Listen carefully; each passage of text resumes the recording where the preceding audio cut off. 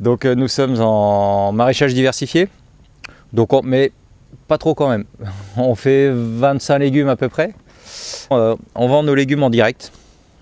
Pour 95%, il y a toujours 5-6% un peu à droite à gauche dans des circuits demi-gros, quoi, disons. Je vais commencer par les tunnels, on est sous les tunnels, on a 1564 mètres carrés précisément. Et en plein champ, donc on travaille, oui je disais 1,5 hectare, un hectare 5 utile. Alors c'est pas 1,5 hectare de légumes parce qu'on fait un système de rotation où c'est divisé en 5 parties. Et donc il y a une partie qui est en repos en fait chaque année. Et les 4 autres sont pour les légumes printemps, été, automne, hiver. On a des sols sableux, limono-sableux, disons, il y a quasi très peu d'argile, quoi, disons, et peu de profondeur. Donc quand on travaille le sol, quand on prépare des lits de semences, et que le lendemain ou le surlendemain il y a un gros orage, eh bien on voit la roche-mère ça fait des mini canyons et on voit la roche-mère. Donc voilà, en plus on est en pente, donc ça aide pas.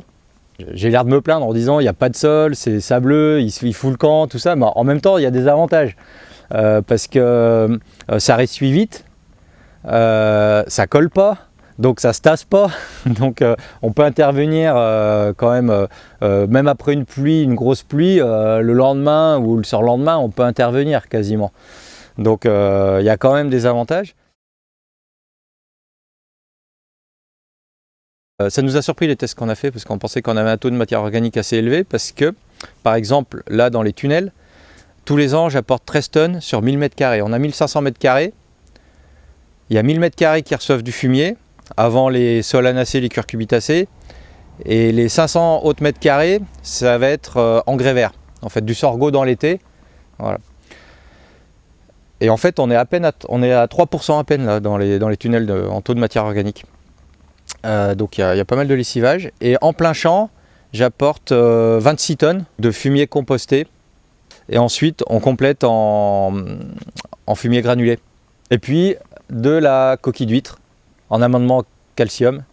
D'avoir une bonne base de matière organique, l'idée c'est que le sol nourrisse les plantes en autosuffisance quasiment, quoi. Alors il faut toujours apporter puisqu'on exporte quand on enlève des légumes de la parcelle. On enlève de la matière organique, donc il faut en remettre, quoi, si on veut que le circuit fonctionne.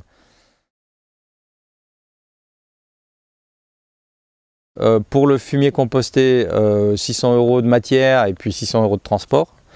Et pour le granulé, de mémoire, entre 1500 et 2000 € par an, quoi.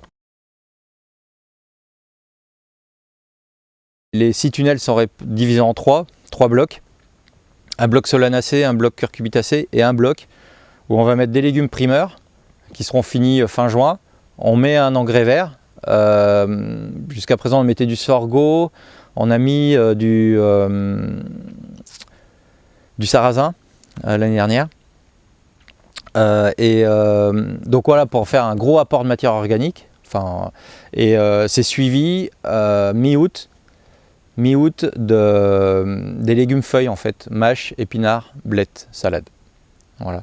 Et là, ça répond pas mal en général. En plein champ, donc on a une parcelle en repos où on met un mélange seigle ou triticale pois fourragé. Et quand ça va bien, mais ça fait 2 ans qu'on y arrive, on en met aussi sur des parcelles qui sont libres au mois de septembre, notamment derrière les courges et les pommes de terre. On veut étudier un système sans travail de sol, avec des gros apports de matière organique. Mais bon, pour ça, on ne va pas tout transformer du jour au lendemain. Et donc, on fait un petit test là, sur 1000 m² là, en 2019-2020. L'idée, c'est d'apporter 5% de matière organique dans le sol. La solution, c'est a priori, on verra dans nos sols, mais c'est de favoriser un maximum la vie du sol, pour que ce soit les champignons, les bactéries, les vers de terre, pour les plus gros, qui fassent le boulot. Notre premier objectif, c'est de limiter le travail du sol pour limiter l'érosion, pour plus avoir de soucis avec le sol, pour se dire dans 100 ans, on pourra toujours travailler ici parce que le sol il sera toujours en place et il ne sera pas érodé.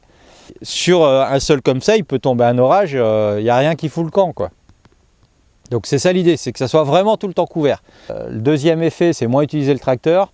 Et troisième effet attendu, moins arrosé, quoi. Voilà. On verra sur nos sols parce qu'ils sont quand même hyper drainants. On devrait permettre à notre sol d'augmenter sa capacité de rétention en eau, quoi.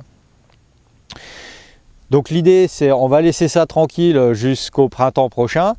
Printemps prochain, on s'oriente plutôt sur un semis d'engrais vert pour passer la fin d'azote, sauter la fin d'azote en fait, qu'on détruira au mois d'août, dans l'été, pour faire nos premières cultures test, vraiment, avec les cultures d'automne, fenouil, épinards.